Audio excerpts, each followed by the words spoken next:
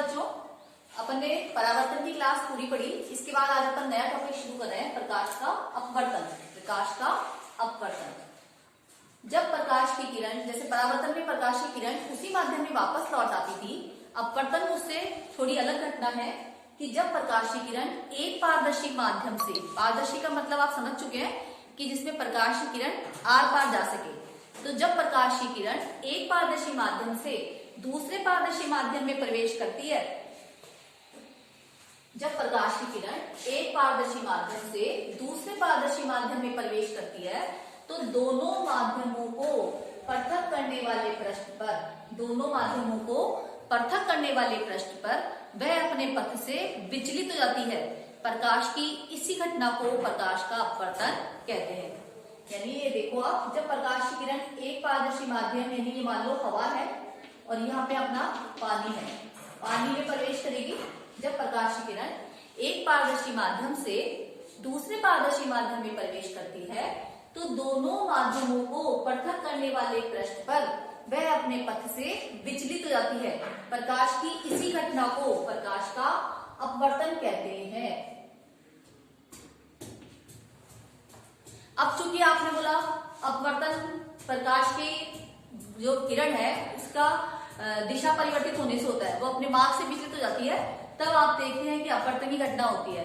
अब आप देखेंगे कि जब प्रकाश की किरण, अपवर्तन का कारण क्या है, अपवर्तन का कारण क्या है। अपने पहले आप बोलते थे वरना प्रकाश जो होता है वो सरल रेखा में गमन करता है, एक सीधी लाइन में गमन करता है, लेकिन अब आप यहाँ पे ऐसे कह रहे हैं कि जब प्रकाश की किरण एक पारदर्शी माध्यम से दूसरे पारदर्शी माध्यम में गई है, तो वो अपने पथ से विचलित हो गई उन दोनों को पृथक करने वाले तल पर।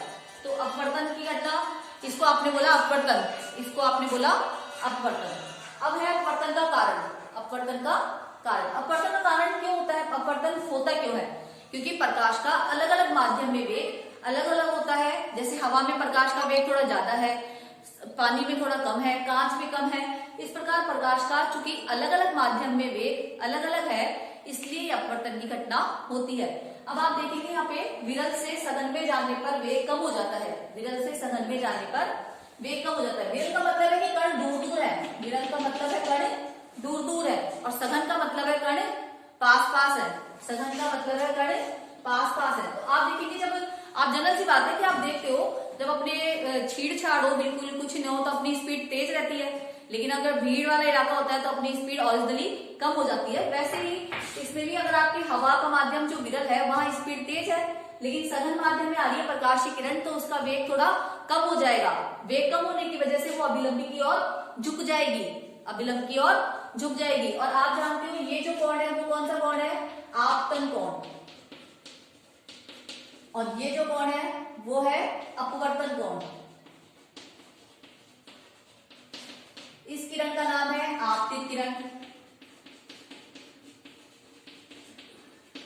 इस किरण का नाम है अपवर्तित किरण। अर्थात जब प्रकाश की किरण विरल से सघन में जाती है, विरल यानी कण दूर दूर और सघन यानी कण पास पास, विरल से सघन में जाती है तो उसका वेग कम हो जाता है। और इसके विपरीत यदि सघन से विरल में जाती है, सघन मतलब कण पास पास, तो सघन से विरल में जाएगी तो उसका वेग बढ़ जाएगा और वो अभिलंब से दूर हट जाएगी। अभिलंब से, ये मानो आपतित किरण है, ये अभिलंब से दूर हट जाएगी, अर्थात आपतन कोण आई और अपवर्तन कोण आर। इस प्रकार जब प्रकाश की किरण भिन्न भिन्न माध्यम में चूंकि वेग अलग अलग होता है, इसलिए इसकी अपवर्तन की घटना घटती है। अगर विरल से सघन में जाएगी तो वेग कम हो जाएगा और अभिलंब की ओर झुक जाएगी, सघन से विरल में जाएगी तो वेग बढ़ जाएगा, अर्थात अभिलंब से दूर हट जाएगी। अब आप कह सकते हो कि जब विरल से, जैसे देखा आपने कि विरल से सघन में गई है, तब आपतन कोण आई का मान ज्यादा और अपवर्तन कोण आर का मान कम रहेगा। इसी प्रकार जब सघन से विरल में जाएगी तो आपतन कोण आई का मान कम और अपवर्तन कोण आर का मान ज्यादा रहेगा।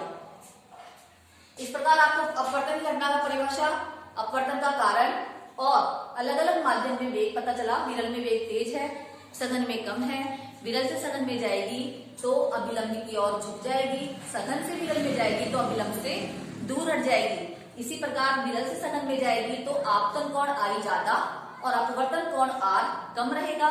सघन से विरल में जाएगी तो आपतन कोण आई कम और अपवर्तन कोण आर ज्यादा रहेगा। इसी प्रकार अपवर्तन के ये दो आपको परिभाषा पता चली, कारण पता चला। अब अपन पढ़ेंगे अपवर्तन के नियम। अपवर्तन के पहले नियम, जैसे कि आपने परावर्तन में देखा था कि आपतित किरण, परावर्तित किरण और अभिलंब तीनों एक ही तल में है, वैसे ही अपवर्तन में भी आपतित किरण, अब चूंकि ये अपवर्तन की घटना है इसलिए किरण का नाम है अपवर्तित किरण।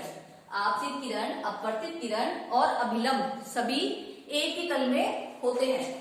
दूसरा नियम इसका थोड़ा अलग है कि प्रकाश के, क्योंकि चूंकि आपने उसमें तो कहा था कि आपतन कोण और परावर्तन कोण का मान सदैव बराबर होता है, लेकिन यहाँ पे आप कहेंगे कि बराबर नहीं है, तो आप लिखेंगे प्रकाश के किसी निश्चित रंग और निश्चित माध्यम, क्योंकि अलग अलग प्रकाश का चूंकि वेग अलग अलग हो सकता है, इसलिए निश्चित रंग और निश्चित माध्यम के युग्म के लिए आपतन कोण की ज्या, यानी आई है ये, आई का ज्या का मतलब होता है साइन थीटा, ज्या का मतलब साइन थीटा, अर्थात प्रकाश के किसी निश्चित रंग तथा निश्चित माध्यम के युग्म के लिए आपतन कोण की ज्या साइन आई और अपवर्तन कोण की ज्या साइन आर का अनुपात स्थिर होता है।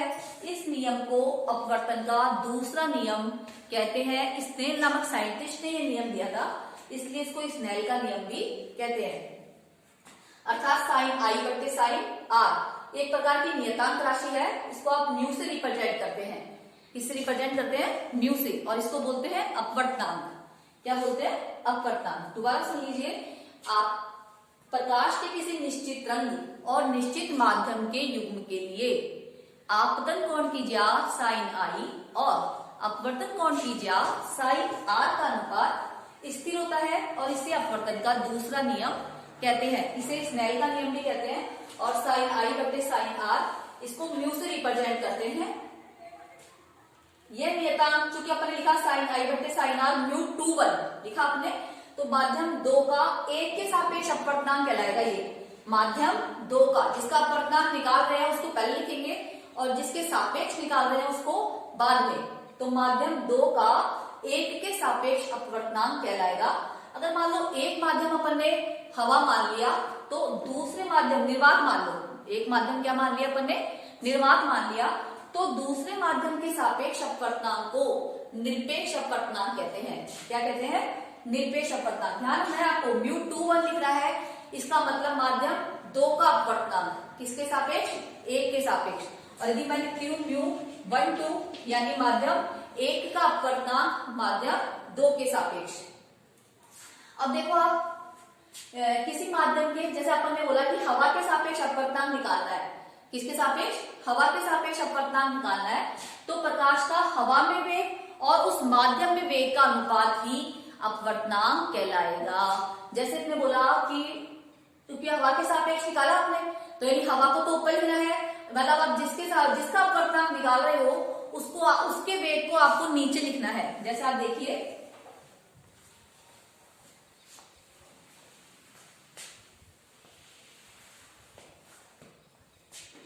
अपन लिखेंगे म्यू 2 इक्वल टू प्रकाश का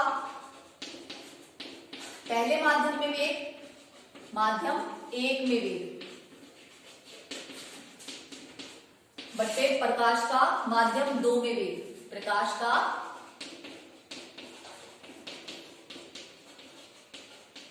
माध्यम 2 में वेग। यह निरपेक्ष, अब इसको अगर अपन बोल सकते हैं कि माध्यम 2 का 1 के सापेक्ष अपवर्तनांक, प्रकाश का पहले माध्यम में वेग, प्रकाश का दूसरे माध्यम में वेग, अर्थात एक तरीके से जो अपवर्तनांक है वो 2 माध्यमों में वेग का अनुपात है।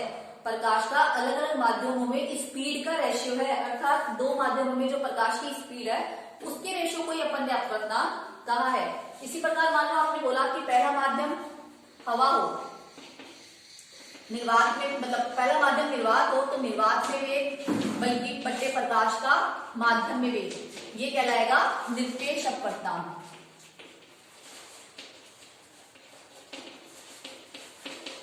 बराबर निरपेक्ष अपवर्तनांक।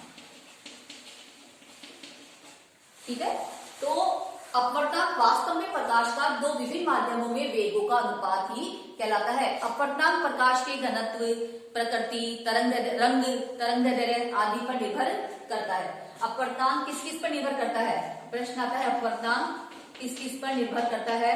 तो प्रकाश के तरंगदैर्घ्य पर, वेग पर और उसके रंग पर, इन सब पर प्रकाश का जो अपवर्तनांक है वो निर्भर करता है। अब आप ये बात ध्यान रखो कि जैसे कि जिस माध्यम में वेग ज्यादा है, जिस माध्यम में प्रकाश का वेग ज्यादा है, उसका अपवर्तनांक कम होगा, उसका अपवर्तनांक कम होगा, और जिस माध्यम में प्रकाश का वेग ज्यादा है उसमें अपवर्तनांक का मान कम आएगा। नमस्कार।